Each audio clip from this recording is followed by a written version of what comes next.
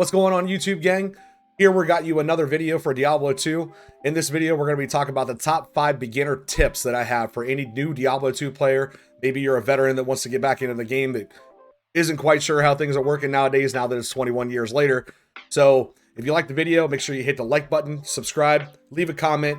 As always, I'm live on YouTube almost every day, 5 p.m. Eastern. Let's get it.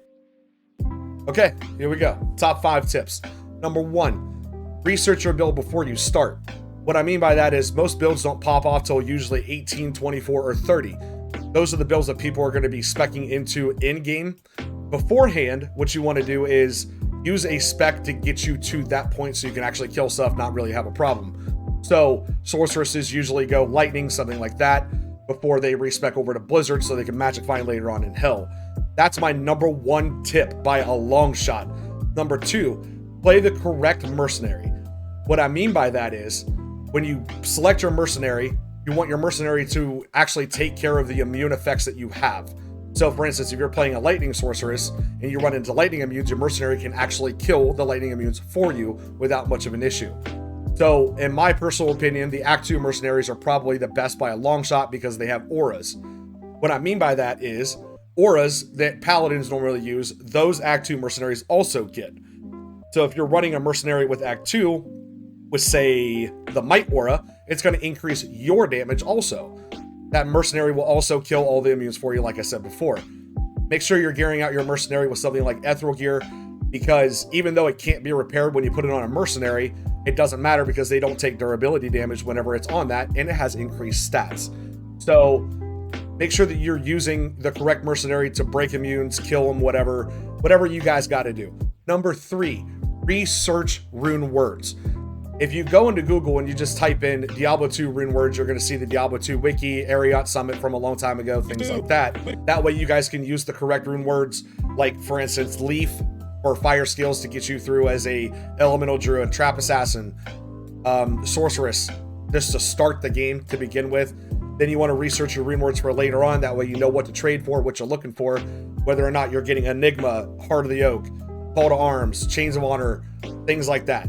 So make sure that you guys research your rune words before you start.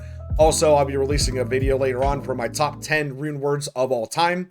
In my personal opinion, I'll also be releasing a separate Diablo 2 Roderick Cube recipe video. That way you guys can also figure out exactly what is going on with the cube. The cube actually makes certain things like, for instance, combining gems, combining runes, things like that. But what people also don't know is that the cube is also used to socket runes, to upgrade certain things, to take a unique, like a shaft stop, and up it to its highest quality possible. So yeah, that's my number 3 right there. Number 4, cube recipes. Again, research your cube recipes. There's going to be a video coming out later on for cube recipes, so that way you guys can understand exactly what's going on with that. Number 5, research your magic find and faster cast rate breakpoints. What I mean by that is, your magic find is basically, you're going to be finding gear as you go. Magic find determines whether or not a piece of gear, or whenever you kill an enemy, magic find is going to determine when you kill an enemy if it's going to drop a magical item. Then a separate roll happens on whether or not it's going to be unique, socketed, things like that. Magic find breakpoints are a huge deal. I usually use the breakpoint for efficiency. I'm going to run somewhere around the amount of magic find that I can get away with while killing things very fast to make sure that I have my chance at more drops. I don't want to sacrifice efficiency for magic find. That's the biggest thing by a long shot.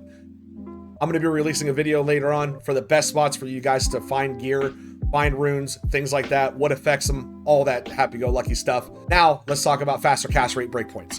There's going to be breakpoints at a certain percent that you get for faster cast rate. For instance, it's going to be broke down into frame rate, things like that, like faster cast rate for teleport, faster cast rate for hammers, things like that, where you guys are going to be skipping frames for your faster cast rate breakpoints. You can also research these things online. Just go into Google, make sure that you type in Diablo 2 faster cast rate breakpoints, find the charts for your class.